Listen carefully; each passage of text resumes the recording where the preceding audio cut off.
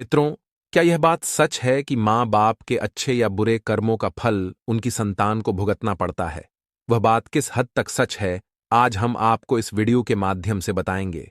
माँ बाप के कर्मों का फल संतान को भुगतना पड़ता है या नहीं? तो चलिए दोस्तों, जानते इस कथा के माध्यम से। दोस्तों, एक बार देवी रुक्मणी भगवान श्री कृष्ण के पास जाती है और उनसे बोलती है, हे स्वामी, मैं आपसे एक प्रश्न का उत्तर जानना चाहती हूं। यदि आप मुझे मेरे प्रश्न का उत्तर दें तो मेरे मन की व्याकुलता शांत हो जाती।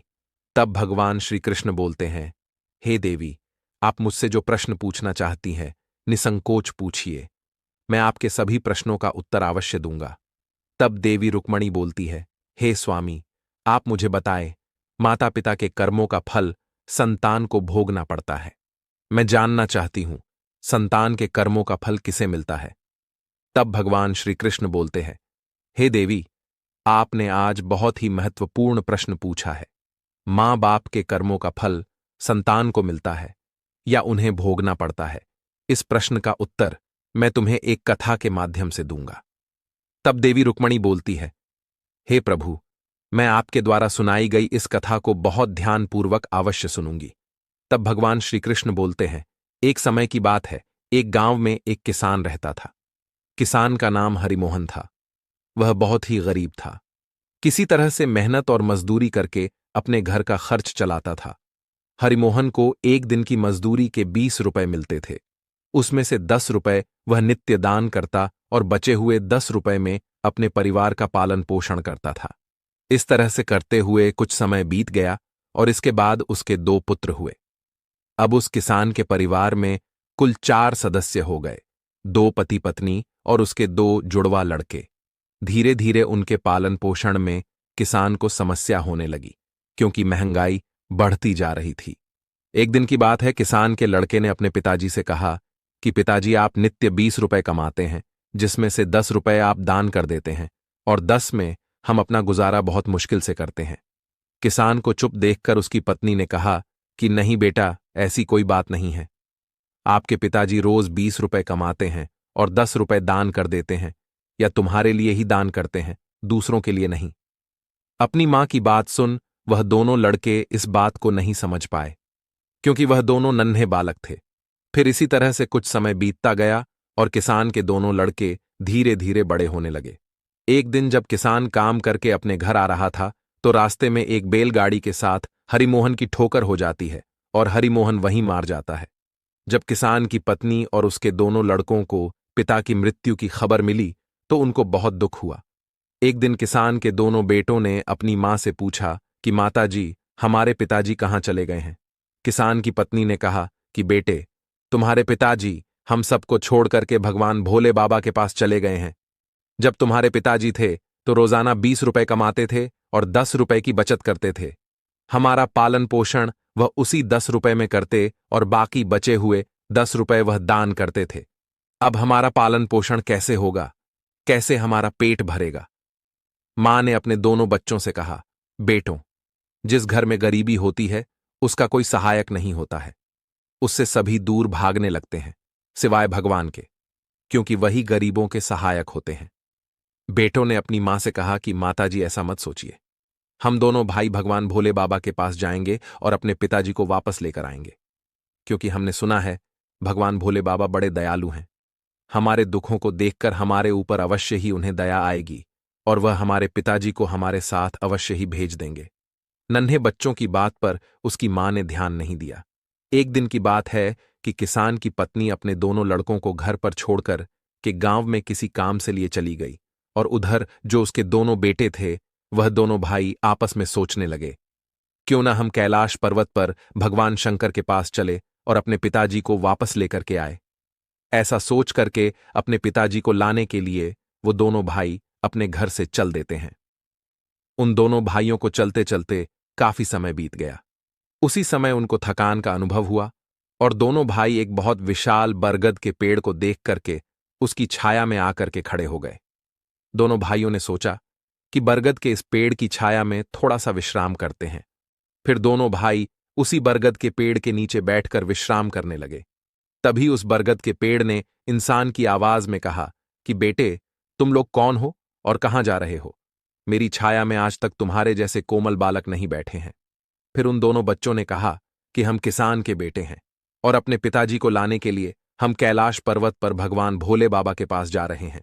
उस बरगद के पेड़ ने जब उन बच्चों की बात सुनी तो वह कहा कि पुत्रों, तुम मेरे लिए भी भगवान भोले बाबा से एक प्रश्न पूछ करके आना कि मैं कई वर्षों से यहां पर लगा हुआ हूं, लेकिन मेरा एक भी पत्ता जमीन पर नीचे नहीं गिरता है और न ही मेरी डालियां कभी सूखती हैं।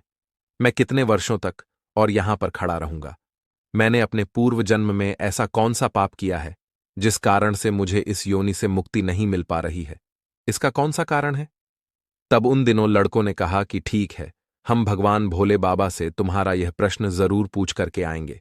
इतना कहकर के वो दोनों बालक वहां से आगे चले जाते हैं। रास्ते में उन्हें एक बहुत ही भयानक बड़ा सा सांप मिल गया। उस सांप को देख करके वो दोनों भाई डर के मारे कांपने लगे। वहां से वो दोनों भाई भागने ही वाले थे। तभी वह सर्प मनुष्य की आवाज में बोलने लगा और कहा कि बच्चों, तुम मुझसे डरो मत, मुझे इतना बताओ कि तुम कौन हो और कहां जा रहे हो। वो दोनों बच्चे उस सर्प के पास गए और हाथ जोड़ करके कहने लगे, हे नाग देवता, हम दोनों किसान के पुत्र हैं और हम दोनों जुड़वा भाई हैं। हम दोनों कैलाश पर्वत पर भगवान भोले बाबा के पास अपने पिताजी को लेने के लिए जा रहे हैं। उस सांप ने कहा कि बच्चों, तुम भगवान भोले बाबा से मेरा एक प्रश्न पूछ करके आना। मैं कई वर्षों से यहां पर पड़ा हुआ हूं, मेरे से अब चला भी नहीं जाता। मेरे शरीर में इतनी जान नहीं है कि मैं थोड़ा सा भी चल फिर सकूं। मैंने अपने पूर्व जन्म में ऐसा कौन सा पाप किया है जिस कारण से मुझे इस योनि से मुक्ति नहीं मिल पा रही है? इसका कौन सा कारण है?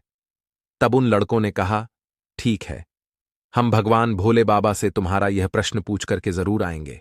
इतना कहकर कि वो दोनों लड़के आगे चलने लगे। फिर चलते चलते रास्ते में उन्हें एक सेठ जी मिले। सेठ ने कहा कि बच्चों, तुम दोनों कौन हो और इतनी कड़ी धूप और गर्मी में कहां जा रहे हो? देखने में तो तुम बड़े ही सुकुमार और कोमल लग रहे हो। उन लड़कों ने कहा कि हम दोनों किसान के बेटे हैं और हम दोनों सगे जुड़वा भाई हैं। हम दोनों कैलाश पर्वत पर भगवान भोले बाबा के पास अपने पिताजी को लाने के लिए जा रहे हैं। फिर उस सेठ ने कहा कि तुम भगवान शिव से मेरा एक प्रश्न पूछ कर आना। फिर वह सेठ कहता है, मैं चलते हुए राहगीरों की प्यास बुझाने के लिए कई सालों से यहां पर एक कुआं खुदवा रहा हूं, लेकिन इसमें पानी अभी तक नहीं निकला है। मैंने अपने पूर्व जन्म में ऐसा कौन सा अपराध किया था जिस कारण से इस कुएं में अभी तक पानी नहीं निकला है? मैंने इसमें बहुत सारे पैसे भी खर्च कर दिए हैं। इसका क्या कारण है? उन लड़कों ने कहा, ठीक है सेठ जी, हम भगवान भोले बाबा से तुम्हारा यह प्रश्न पूछ करके जरूर वापस आएंगे। इतना कह करके वह दोनों बालक वहां से आगे की ओर चल दिए। चलते चलते रास्ते में उन्हें एक बहती हुई नदी मिली। फिर धीरे धीरे दोनों भाई नदी के किनारे पर पहुंचे तो उस नदी से एक मछली निकालकर उनके पैरों के पास आ गई और कहने लगी, हे बच्चों, तुम कौन हो और कहां जा रहे हो? हमारे पिताजी घर पर नहीं हैं, वह भगवान भोले बाबा के पास चले गए हैं, इसलिए हम दोनों भाई उनको लाने के लिए कैलाश पर्वत पर भगवान भोलेनाथ के पास जा रहे हैं। उन बच्चों की बात सुन करके उस मछली ने कहा कि बच्चों, तुम भगवान शिव से मेरा एक प्रश्न पूछ करके आना। कई वर्षों से मैं इस नदी में भटक रही हूं। मेरी 7 पीढ़ियां गुजर गई हैं, परंतु मैं अभी तक इसी नदी में रह रही हूं। मैंने अपने पूर्व जन्म में ऐसा कौन सा अपराध किया था जिसके कारण मुझे इस योनि से मुक्ति नहीं मिल पा रही है? इसका क्या कारण है? तब उन लड़कों ने कहा, ठीक है, हम भगवान भोलेनाथ जी से तुम्हारा यह प्रश्न जरूर पूछेंगे और वापस आते समय तुम्हें बता करके जाएंगे। इतना कहकर कि वह दोनों लड़के वहां से आगे बढ़े। चलते चलते दोनों भाई नदी के दूसरे किनारे पर पहुंच गए। दूसरे किनारे पर जब वे पहुंचे तो देखा कि एक मरा हुआ व्यक्ति वहां पर पड़ा हुआ है। दोनों भाई उस मरे हुए आदमी को देख करके जब आगे जाने लगे तो वह मरा हुआ आदमी चिल्लाने लगा और कहने लगा कि बच्चों, तुम कहां जा रहे हो? तब बच्चों ने सारी बात बता दी। तब मृत्य आदमी बोला, भोले बाबा से मेरा एक प्रश्न पूछ करके आना। मेरा शरीर कई वर्षों से इस नदी के किनारे पर ही है। कभी पानी का लहर आता है तो मेरा शरीर नदी के अंदर चला जाता है, लेकिन वापस नदी के बाहर निकल कर के किनारे पर फिर से मेरा शरीर आ जाता है। न तो मेरा शरीर गलता है और न ही सड़ता है। इतने सालों से जैसे का तैसा ही है। मैंने अपने पूर्व जन्म में ऐसा कौन सा पाप किया था जिसके कारण मुझे इस शरीर से मुक्ति नहीं मिल पा रही है, और इसका क्या कारण है? उन लड़कों ने कहा, ठीक है, हम भगवान भोलेनाथ से तुम्हारा यह प्रश्न पूछ करके जरूर आएंगे। इतना कहकर कि वह दोनों बालक चलने लगे। वहां से चलते चलते दोनों भाई कैलाश पर्वत पर भगवान शिव के पास पहुंच गए और हाथ जोड़ करके भगवान भोलेनाथ को दोनों भाइयों ने प्रणाम किया और कहने लगे कि हे भोले बाबा, मेरे पिताजी कहां पर हैं? जब हमारे पिताजी घर पर थे तो वे रोजाना 20 रुपए कमाते थे और जिसमें से 10 रुपए दान करते और 10 रुपए से हम लोगों का पालन पोषण करते थे। लेकिन अब वह जब घर पर नहीं है तो हम दोनों भाई और हमारी मां भूखे मर रहे हैं। आप उन्हें जल्दी से हमारे साथ हमारे घर पर भेज दीजिए। भगवान भोले बाबा ने उन दोनों बालकों की बात सुनकर कहा, ठीक है, मैं तुम्हारे पिताजी को घर पर भेज दूंगा। पहले तुम दोनों भाई यहां पर बैठो। भगवान भोलेनाथ ने उन दोनों बालकों को अपने पास में बिठाया और उनको भोजन कराया, और भोजन कराने के बाद पूछा कि तुम दोनों भाइयों को और क्या चाहिए। फिर उन दोनों लड़कों ने रास्ते में जो जो उनको मिला था उनके प्रश्न भगवान भोलेनाथ से पूछे। भगवान भोले बाबा ने उन सभी के प्रश्न का उत्तर दिया और कहा कि हे पुत्रों, तुम दोनों जाते समय उन सबको उनके उत्तर बताते जाना। और भगवान भोलेनाथ ने कहा कि तुम दोनों अपने घर पर जाओ, तुम्हारी मां तुम्हारा इंतजार कर रही है। तुम्हारे पिताजी तुम्हारे घर पर पहुंच जाएंगे। फिर दोनों भाई भगवान भोलेनाथ को प्रणाम करके वहां से वापस अपने घर के लिए चलने लगे। चलते चलते रास्ते में सबसे पहले उन्हें वही मरा हुआ आदमी मिला जो नदी के किनारे पर पड़ा हुआ था।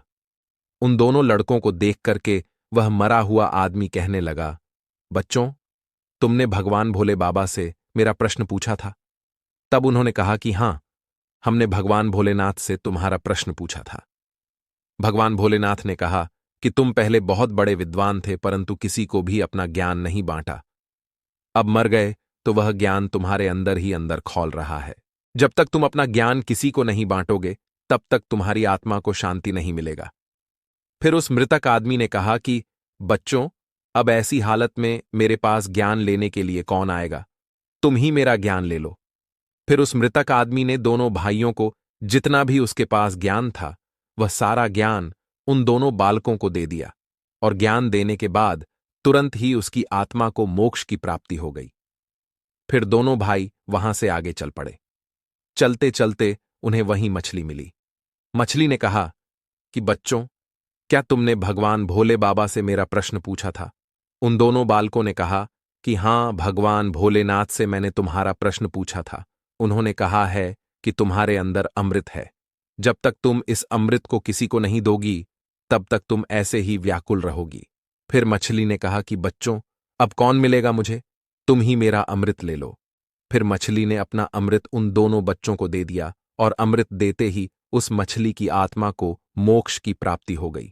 इसी तरह से दोनों भाई वहां से आगे बढ़े तो चलते चलते रास्ते में उन्हें वहीं सेठ मिला जो राहगीरों के लिए कुआं खुदवा रहा था। उस सेठ ने जैसे ही दोनों लड़कों को देखा तो बड़े प्रेम से कहने लगा कि बेटे, तुम दोनों लोगों ने मेरा भगवान भोले बाबा से प्रश्न पूछा था। उन्होंने कहा कि हां, पूछा था। भगवान भोलेनाथ ने कहा कि आपके घर में 2 जवान कन्याएं कुंवारी बैठी हुई हैं। जब तक आप उन दोनों कन्याओं का विवाह नहीं करेंगे और कन्यादान नहीं करेंगे तब तक इस कुआं में से पानी नहीं निकलेगा। पहले जो तुम्हारा कर्म है उसे करिए, जो ईश्वर ने तुमको दायित्व सौंपा है। पहले आप कन्यादान करो, उसके बाद इस कुएं को खुदवाना। फिर उस सेठ ने कहा कि मैं अपनी कन्याओं के लिए लड़का कहां ढूंढने के लिए जाऊंगा? तुम दोनों मुझे बहुत ही सीधे स्वभाव के दिख रहे हो और सुंदर भी हो और देखने में एक जैसे दिख भी रहे हो। अब तुम दोनों जवान भी हो गए हो और विवाह के योग्य भी हो गए हो, तो हे बेटो, तुम दोनों ही मेरी लड़कियों से विवाह कर लो। फिर उस सेठ ने अपनी दोनों लड़कियों का विवाह उन दोनों लड़कों के साथ कर दिया। फिर सेठ ने वहां से अपनी दोनों बेटियों को बहुत सारा धन देकर विदा कर दिया। दोनों भाई आगे चले। चलते चलते रास्ते में उनको वहीं सर्प मिला। उस सर्प ने कहा कि बच्चों, क्या तुमने भगवान भोले बाबा से मेरा प्रश्न पूछा था? तब उन्होंने कहा, हाँ, पूछा था। भगवान भोलेनाथ ने कहा कि तुम्हारे पास जो नागमणि है, तुम उस नागमणि को धरती पर नहीं उगलते हो और न कभी किसी को दान दिया है। जब तक तुम इस मणि का दान नहीं करोगे, तब तक तुम्हारा शरीर ऐसे ही बना रहेगा। फिर उस सांप ने कहा कि बच्चों, मैं यह नागमणि अब किसको दूं? इस नागमणि को तुम ही ले लो। फिर उस सांप ने अपनी नागमणि को उन बच्चों को दे दिया। नागमणि को देते ही उस सर्प की आत्मा को मोक्ष की प्राप्ति हो गई। इस तरह से वह दोनों भाई अपनी पत्नी को लेकर फिर आगे चलने लगे। चलते चलते रास्ते में उन्हें वहीं बरगद का विशाल पेड़ मिला, जिसके नीचे छाया में वे विश्राम करने के लिए बैठे थे। उसने पूछा कि बच्चों, क्या तुमने भगवान भोले बाबा से मेरा प्रश्न पूछा था? उन्होंने कहा, हां, पूछा था। भगवान भोलेनाथ ने कहा कि पूर्व जन्म में तुम्हारा काम गुरुकुल में बच्चों को शिक्षा देना था। तुम्हारा पद एक गुरु का था, परंतु तुम उसके बदले में छोटे छोटे बच्चों से अपना काम करवाते थे, हाथ पैर दबवाते और उन्हें अच्छी तरह से शिक्षा नहीं देते थे। तुम पूर्व जन्म में बहुत बड़े विद्वान थे, परंतु तुमने उन बच्चों को शिक्षा नहीं दी। उन बच्चों के श्राप के कारण तुम एक जगह से दूसरी जगह नहीं जा सकते। तुम्हारे अंदर जो ज्ञान भरा हुआ है, उसे किसी को दे देना, इसके बाद में तुम्हें फिर मोक्ष की प्राप्ति होगी। उन दोनों लड़कों की बात सुनकर उस पेड़ ने कहा कि मैं यह ज्ञान किसे दूंगा, तुम ही ले लो। फिर उस बरगद के पेड़ ने दोनों भाइयों को अपना जितना भी ज्ञान था सब दे दिया। जैसे ही उस बरगद के पेड़ ने उन दोनों बच्चों को अपना ज्ञान दिया, तो उसकी भी आत्मा को शांति मिल गई और वह उस पेड़ की योनि से मुक्त हो गया। फिर दोनों भाई अपनी पत्नियों के साथ चलते चलते अपने घर पहुंच गए। जब दोनों भाई अपने घर पहुंचे, तो किसान की पत्नी उनको देख करके बड़ी खुश हुई और कहने लगी कि बेटा, तुम दोनों कहां चले गए थे और ये दोनों लड़कियां तुम्हारे साथ में कौन हैं? फिर दोनों भाइयों ने जो भी उनके साथ घटनाएं घटी थीं, वह सब कुछ अपनी मां को बता दिया। फिर अब उन दोनों बच्चों को ज्ञान हो चुका था कि हमारे पिताजी वापस नहीं आ सकते। अब उनकी मुक्ति हो चुकी है। उनके पिताजी ने जो दान धर्म किया था, उसका फल उन दोनों भाइयों को भगवान भोले बाबा ने दे दिया। मित्रों, इस प्रकार से भगवान कृष्ण ने देवी रुक्मणी को बताया है कि माता पिता के अच्छे और बुरे कर्मों का फल उनकी औलाद को कैसे प्राप्त होता है और पूर्व जन्म के कर्मों का फल व्यक्ति को कैसे मिलता है और उसके पिता द्वारा किए गए पाप और पुण्य कर्म भी उसके बच्चों को कैसे मिलते हैं। तो दोस्तों, उम्मीद करते हैं आपको हमारी आज की यह जानकारी अवश्य ही पसंद आई होगी। यदि वीडियो पसंद आई हो तो वीडियो को लाइक, चैनल को सब्सक्राइब करना न भूलें। मिलते हैं अगली वीडियो में एक नई जानकारी के साथ। वीडियो को पूरा ध्यानपूर्वक देखने के लिए बहुत बहुत धन्यवाद।